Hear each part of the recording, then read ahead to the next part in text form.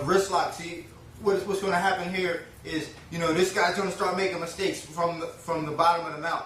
I'm in the mounted position, you know, I'm trying to just, you know, be as ruthless and I cross face and do whatever I want, put a lot of pressure on him. And the idea for me is I want to get him to start pushing me away. And he has to be very careful of where he's pushing me. If he pushes me too high, he puts himself in jeopardy of getting arm locked. So he's probably, if he starts pushing, he's going to start pushing a little bit lower.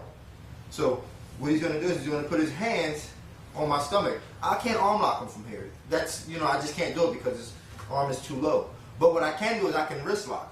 So what I'm going to do, once he starts pushing off a little bit lower, I'm going to grab behind his elbow. Here. I take my other hand. Come on the other side of his elbow. So I'm going to control his arm to keep him from being able to move once I start to apply this pressure. So as he's pushing off on my chest, I grab on the back of his elbow. Take my other hand, grab on the other side of his elbow here.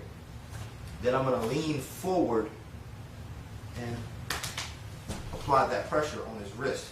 When he get his wrist to start bending back here, and the fact that I'm controlling his elbow, he's not going to be able to move his arm to stop. He has no choice but to tap out. So as I'm pushing off here, control, and I'm just crunching my body to put pressure on his hand, to put more pressure on his wrist to get my submission.